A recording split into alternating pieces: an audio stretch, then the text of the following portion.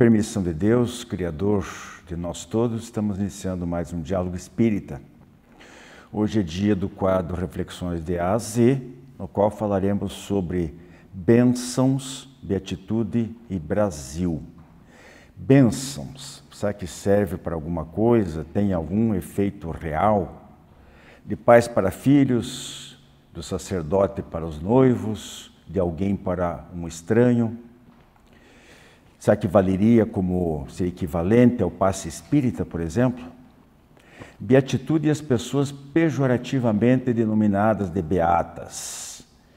E o Brasil, por falar em bênçãos, seria privilegiado, seria realmente abençoado por Deus, como diz a letra da música do Jorge Benjor? Será que é como no livro Brasil, Coração do Mundo, Pátria do Evangelho? Ou será que ele merece ser chamado assim? Ou é alguma coisa apenas em potencial, talvez uma promessa, uma mera possibilidade para o futuro? E ainda nós temos o Espiritismo Responde, com um tema relacionado à aceitação do Espiritismo entre um casal de religiões diferentes. Especialmente para você, meu amigo, você, minha amiga, Diálogo Espírita 580.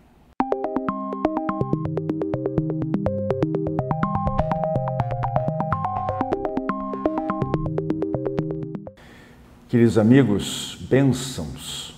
Este é nosso primeiro verbete, digamos assim, do nosso Reflexões da AZ de hoje.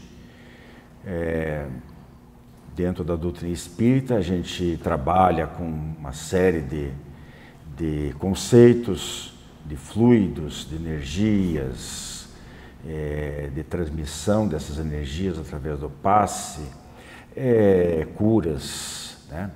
Será que bênçãos? Eu sei que a Rose tem até um outro lado desse aspecto para comentar. Talvez ela queira comentar esse outro lado primeiro e a Mariana depois complementa. Mas enfim, Rose, bênçãos, o que você nos traz? É claro que nós temos o lado da doação da energia positiva, né, e tudo mais. Mas quando falam em bênçãos, para mim, me lembra o exercício da gratidão. Eu faço todo dia, né, o exercício dos 10 dedos que eles ensinam no Mindfulness.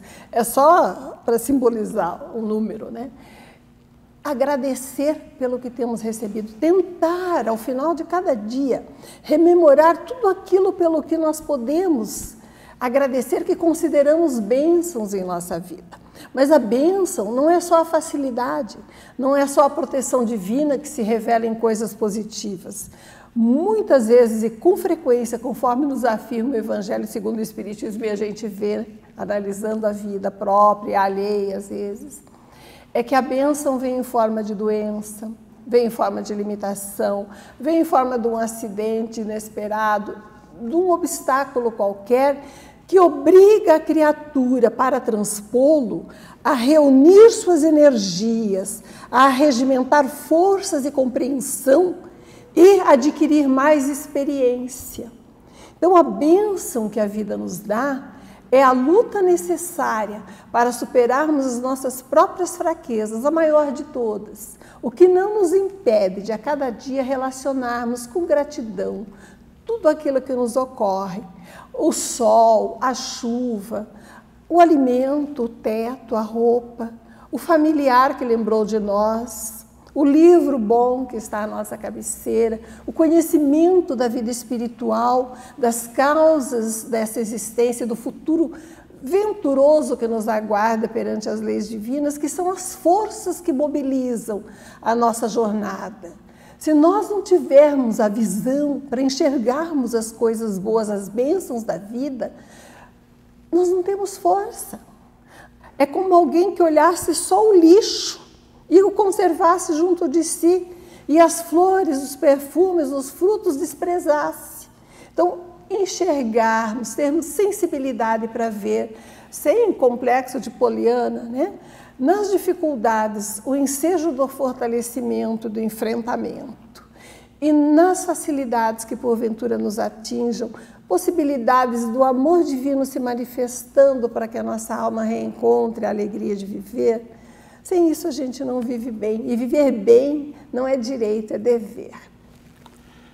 Mariana, agora gostaria que você falasse desse outro conceito, dessa, digamos assim, uma definição diferente. Né? No sentido de quando alguém chega, se aproxima e diz, Deus te abençoe.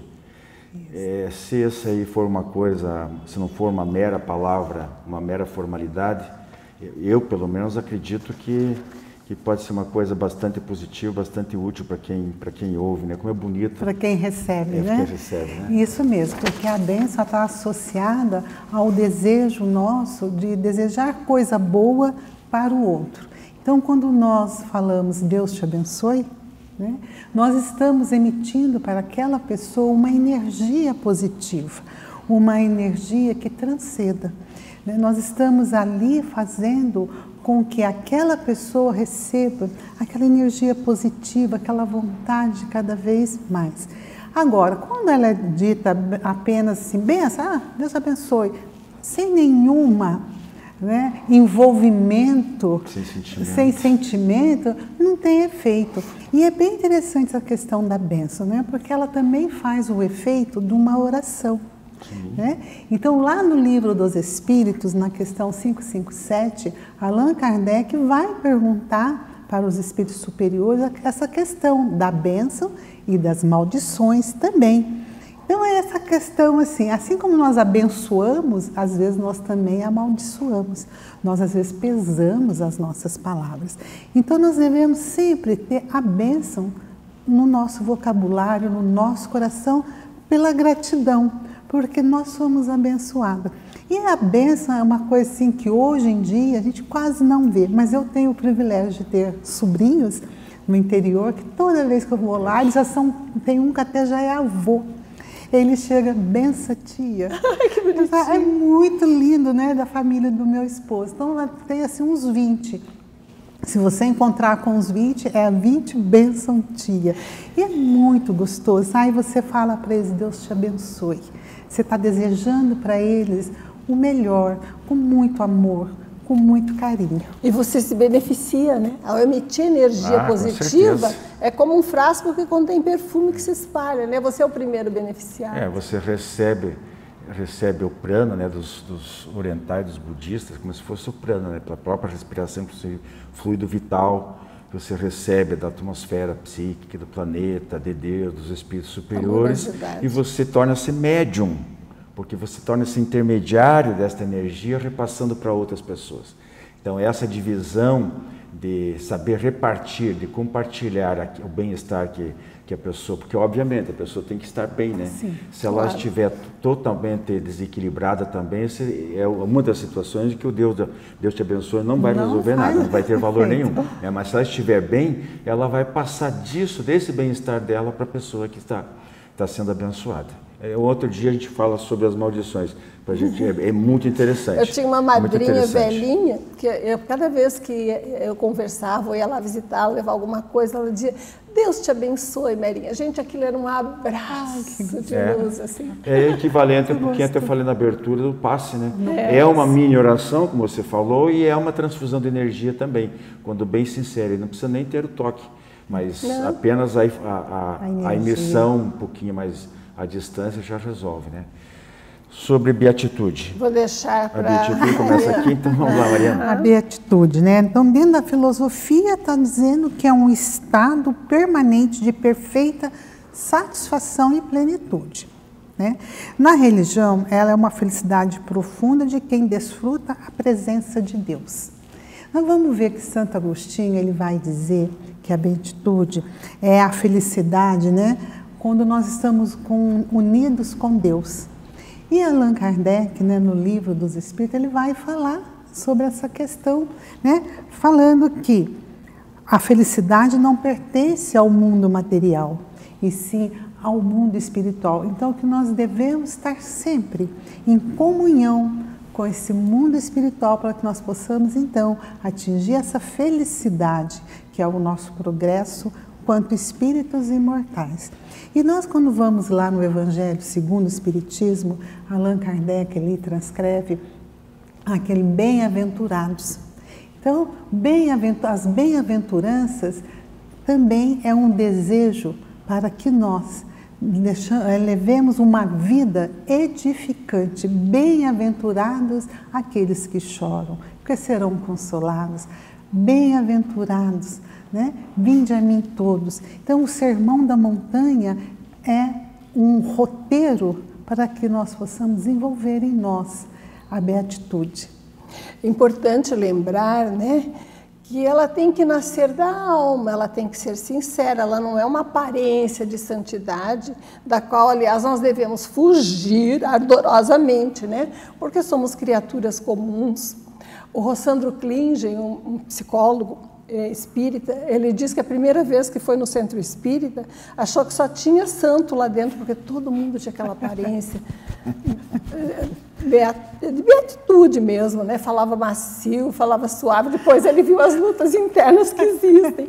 Então, evitar a aparência de santidade. Vamos ser pessoas comuns, com as alegrias normais da vida, mas que em tudo a gente santifique a conduta e os pensamentos pela busca da comunhão com Deus, naquilo que a gente faz, né? A beatitude legítima que nasce do coração e se manifesta em alegria.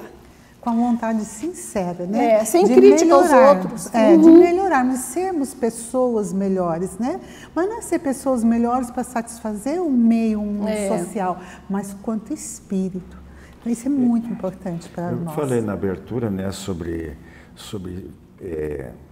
a palavra beata. Beata, né?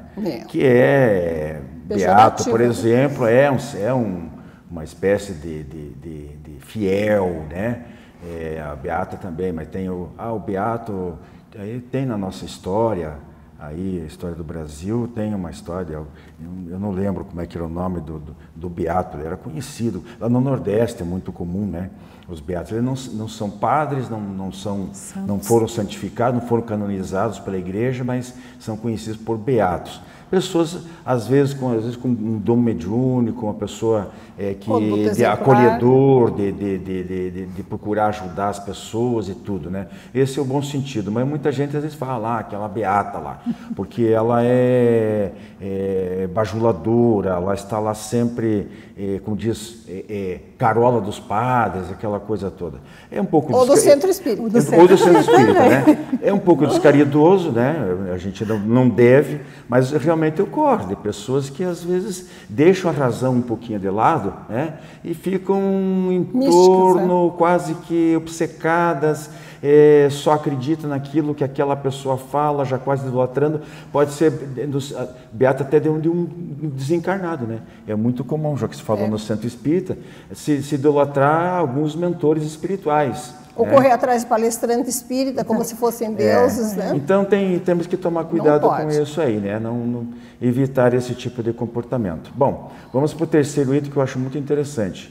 Rose, Brasil, a relação, o Brasil, até um programa recente aí, acho que não sei se foi da semana passada, eu falei que, citei por alto que o espiritismo foi codificado por Allan Kardec na Europa, na França mais especificamente, e lá não vicejou, durou poucos anos e praticamente só se desenvolveu realmente no Brasil, que é o maior país espírita do mundo.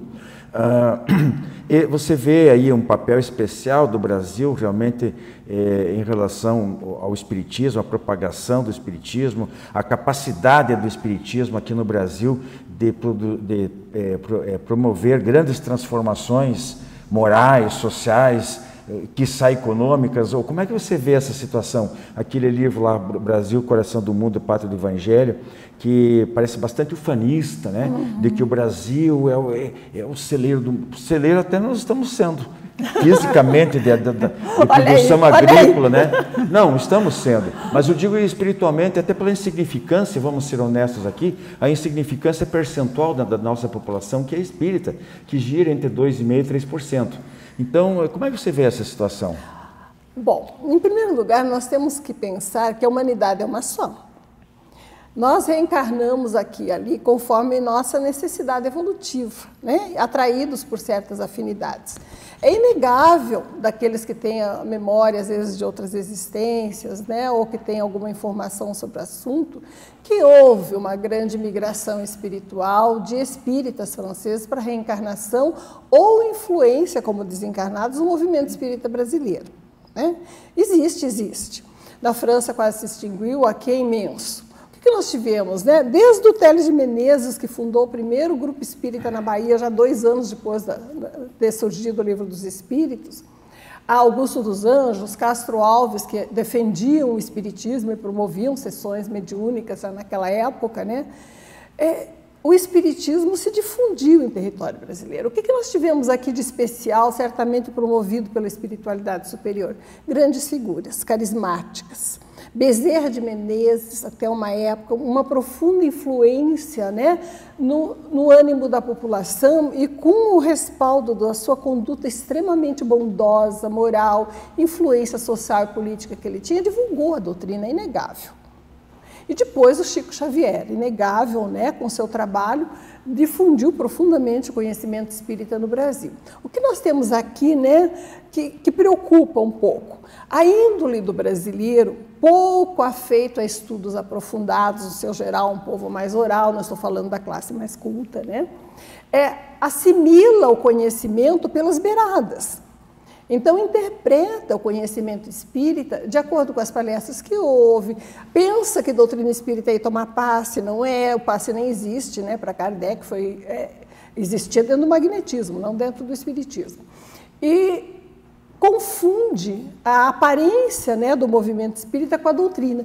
E, honestamente, à medida que a gente estuda e promove grupos de estudo, pouquíssimas pessoas conhecem o pensamento de Kardec com profundidade e que realmente estudam a doutrina filosófica com bases científicas e consequências morais, que é o espiritismo. Ele se transformou no Brasil, devido à índole afetiva do povo, até acredito, quase que numa religião tradicional, né? No seu aspecto institucional. Entretanto, dentro do povo brasileiro, a maioria das pessoas já ouviu falar em reencarnação, comunicação com os espíritos, e mas grande parte da população brasileira sabe que isto é realidade. Então, é inegável que o Brasil acolheu o movimento espírita, só que o transformou numa coisa própria, né? Com os seus elementos culturais imersos e com menos valorização e divulgação dos seus aspectos mais profundos de filosofia e ciência. Muito bem, nosso tempo está esgotado para o quadro, segue aí o Fonte Allan Kardec e o Espiritismo Responde. Jornal Comunicação Espírita, matéria de capa desta edição. Eles também são divulgadores. Editorial, a ação dos discípulos do Cristo no século XXI. Palavra dos Espíritos e dos Espíritas, a 4ª parte da reencarnação sob diversos aspectos, e ainda pequena excursão ao inconsciente, diferenças entre religião e espiritualidade e muito mais. Jornal Comunicação Espírita, assine e recomende.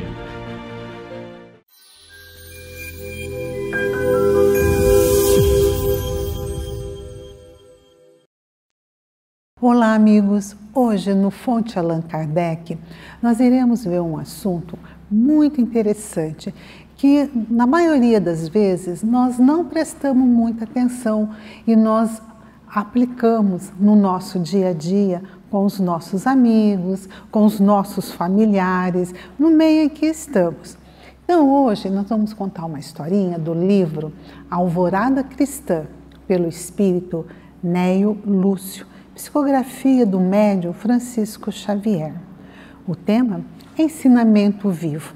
Começa assim: Maria Carmen, que é a nossa personagem do livro, né, do capítulo, era uma moça que não tinha papas na língua. Ela falava mesmo, bastava chegar uma amiga, um amigo próximo dela, ela reparava e já ali falava mesmo rapidamente. Nossa, que vestido mais feio! Nossa, que saia mais curta ou que saia mais comprida! Para que usar coisas assim? E se era um amigo, então, nossa, está usando barba? Que coisa mais feia! Então, tudo ela colocava um comentário que deixava as pessoas ali sem jeito no primeiro momento, mas era o jeito dela de falar. Assim, por onde ela passava, tudo ela comentava, tudo ela punha um dedinho de defeito. Aí a mãe dela, muito preocupada com esse comportamento, um dia convida ela para ir passear e ver uma obra no centro da cidade. E ela então acha muito estranho aquele convite da mãe, mas obedecendo foi. Chegando lá, era a construção de um grande prédio. E o engenheiro as receberam com muita alegria, com muita educação e foi mostrando ali para elas a planta do edifício, né? E ela foi olhando a movimentação de pedreiros, de encanadores, eletricistas, enfim, um conjunto de trabalhadores para construir o prédio. E ela ficou encantada com tanto detalhes e cuidado para erguer um prédio. Então ela saiu dali maravilhada de ver o trabalho em grupo, em conjunto. E agradecer ali, depois de visitar todo o canteiro de obras, elas se despediram e foram embora. Aí Maria Carmen, já cansada, já pensando que ia para casa descansar, a mãe, não, nós já temos que passar mais em outro lugar. E assim foram. Era uma casa antiga que estava sendo demolida. Quando elas chegaram lá, havia um pedreiro com um martelo na mão. E ele, com esse martelo, batia nas paredes, as paredes caíam, desmoronavam. Ela, nossa, que horror, né? Um pedreiro só, uma pessoa só está demolindo essa construção. Aí a mãe dela, pois é, os comentários que nós fazemos muitas vezes, ele magoa. Veja, para unir, para construir, é necessário um grupo de pessoas. Agora, para destruir, para colocar defeito, basta uma pessoa, basta uma palavra para colocar tudo abaixo. E nós? Como que nós estamos nos comportando com a nossa sinceridade com o meio em que vivemos? Será que nós estamos sendo muito sincerões? Será que nós estamos estamos sendo educados, gentis e deixando os comentários para nós mesmos? Porque qual é o objetivo da crítica pela crítica? Ela não constrói, pelo contrário, ela desanima, ela gera no outro um mal-estar. Então, que possamos juntos unirmos com bons comentários, com coisas que realmente construam, coisas que elevam. Vamos prestar atenção como nós estamos no nosso dia a dia com os nossos amigos, principalmente dentro do nosso lar, com aqueles que nós amamos tanto. E aonde estivermos, sorriso, boa palavra, gentileza, sempre faz bem. Um abraço a todos vocês. A Associação de Divulgadores do Espiritismo do Paraná precisa de você para manter no ar este programa.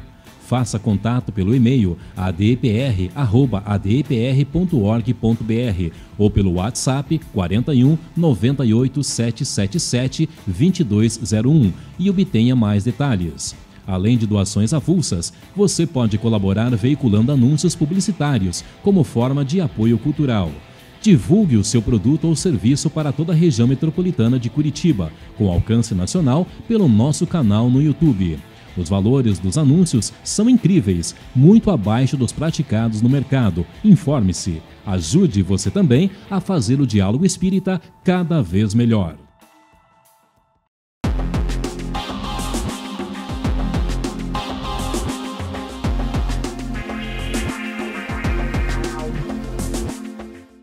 Olá, amigos. No quadro Espiritismo Responde de hoje, nos enviaram a seguinte questão.